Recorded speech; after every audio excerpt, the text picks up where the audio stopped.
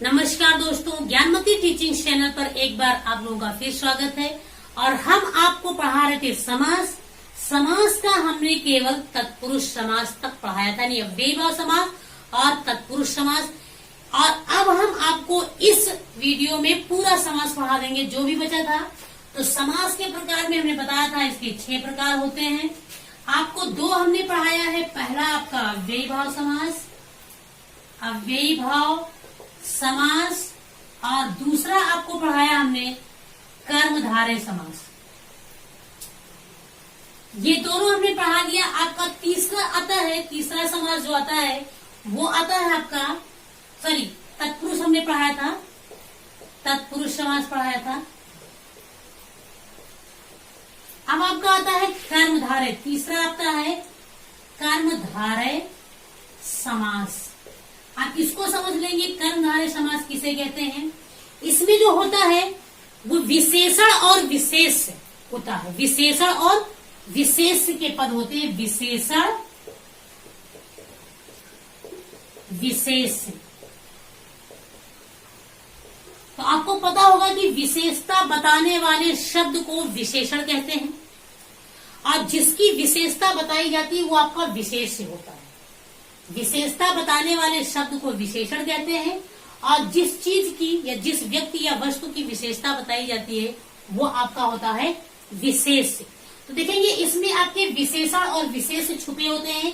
इस समास का भी उत्तर पद प्रधान होता है, बाद वाला पद इसका भी प्रधान होता है।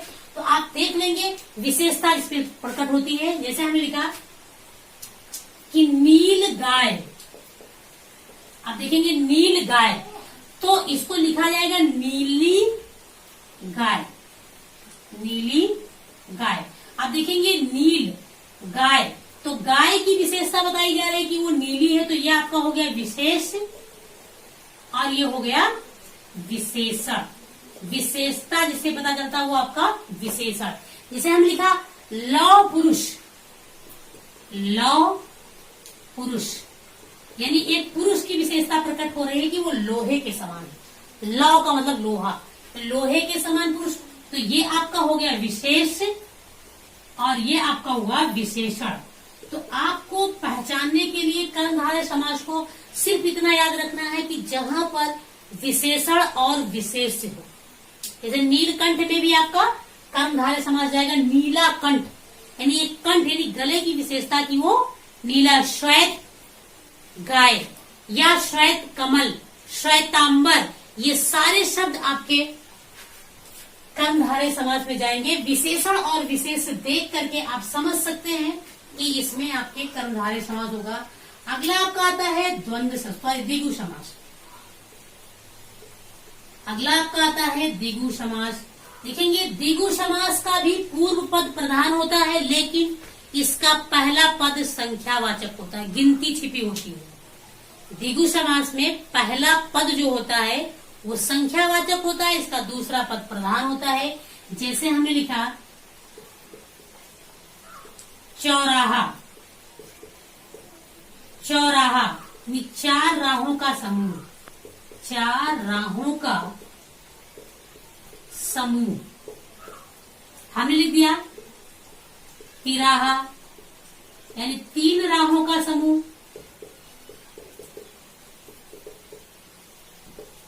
या हमने लिख दिया दोपहर, दोपहर, यहां देखेंगे आप दोपहर का समय, गिनती का पता चल रहा। या हमने लिखा शताब्दी, शताब्दी, तो शत का मतलब होता है 100, यानी 100 साल का समय। साप्ताहिक, सतसई, ये सारे शब्द आपके पंचामृत, पंचवटी, पंच परमेश्वर, त्रिधारा, ये सारे शब्द आपके द्विगु समास में जाएंगे, जिसमें गिनती वाचक यानी संख्यावाचक शब्द छुपे होते हैं। अब आपका अगला आता है द्वंद्व समास। देखेंगे आप द्वंद्व समास, द्वंद्व समास में दोनों पद प्रधान होते हैं, 2 पद होते हैं और दोनों पद प्रधान होते हैं द्वंद्व समास में। आप समझेंगे कैसे दोनों पद प्रधान होते हैं। और इसके अलावा इसमें जो है और शब्द को छुपा के लिख दिया जाता है, और शब्द को छुपा के लिख दिया जाता है। द्वंद्व समास में द्वंद्व समास को पहचानने का तरीका एक और है। द्वंद्व का मतलब झगड़ा करना।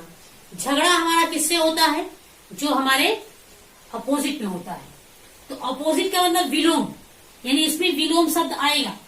द्वंद्व समास में विलोम शब्द आएगा, जैसे रात दिन। तो आप समझ लीजिए रात का उल्टा दिन होता है, लिखा जाएगा रात और दिन। हमने लिखा उत्थान पतन, तो आप देखिए उत्थान का उल्टा पतन ही होगा। ये विलोम शब्द जहां पे होगा वो द्वंद्व समास होगा, तो इसको लिखा जाएगा उत्थान और पतन। उत्थान और पतन, ये समझने का एक तरीका है द्वंद्व समास की, जहां पर अपोजिट शब्द आ जाए, एक विलोम शब्द आ जाए, जैसे नर नारी, स्त्री पुरुष, माँ बाप, भाई बहन, ये सारे शब्द आपके द्वंद्व समास में जाएंगे। अगला आता है और लास्ट है आपका बहुव्रीहि समास।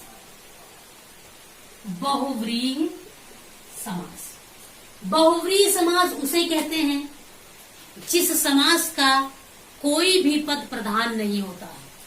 बहुव्रीहि समास का कभी कभी क्वेश्चन आता है कि जिस समास का कोई भी पद प्रधान नहीं होता है उसे कौन सा समास कहते हैं, तो वो बहुव्रीहि समास होता है। इसमें कोई भी पद प्रधान नहीं होता, बल्कि इसमें एक अलग दूसरे शब्द की प्रधानता होती, एक अपने आप पे एक अलग अर्थ लेकर के बैठता है। जैसे हमने लिखा घनश्याम, आप देखेंगे घनश्याम में आपका कर्मधारय समास भी जाएगा कि श्याम यानी कृष्ण की विशेषता है कि वो घन, या घन की विशेषता कि वो काला है। कृष्ण की विशेषता की बादल के समान वो काले हैं, तो घनश्याम का मतलब बादल के समान काले, बादल के समान काले अर्थात कृष्ण। यानी इस शब्द का कोई भी, इस पद का कोई भी पद प्रधान नहीं, बल्कि एक अलग पद प्रधान हो गया इसमें। हमने लिखा भूमिजा।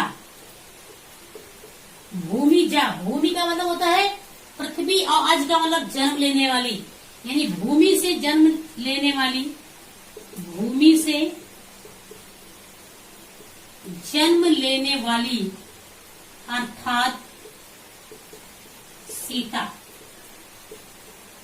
हमने लिख दिया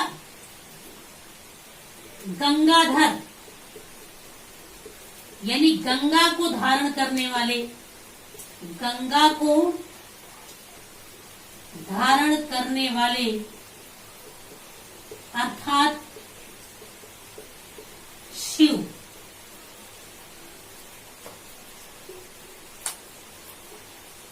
ये है आपका बहुव्रीहि समास, जो अपने आप में एक विशेष अर्थ लेकर, मुरलीधर, मुरली को धारण करने वाले अर्थात कृष्ण।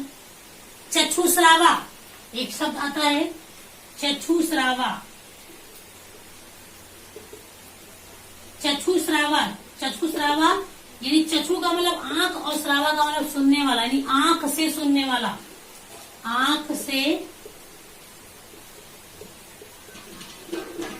सुनने वाला अर्थात सांप। ये भी आपका बहुव्रीहि। विषधर, विष को धारण करने वाला अर्थात सांप। नीलकंठ, नीला है जिसका कंठ अर्थात शिव। तो ये आपके कर्मधारय समास में जाएगा। तो आप उम्मीद करते हैं आपको समास समझ में आ गया होगा। यदि आपको समास समझ में आ गया तो हमारे वीडियो को आप लाइक करिए, कमेंट्स करिए और हमारे चैनल को आप सब्सक्राइब करिए। धन्यवाद।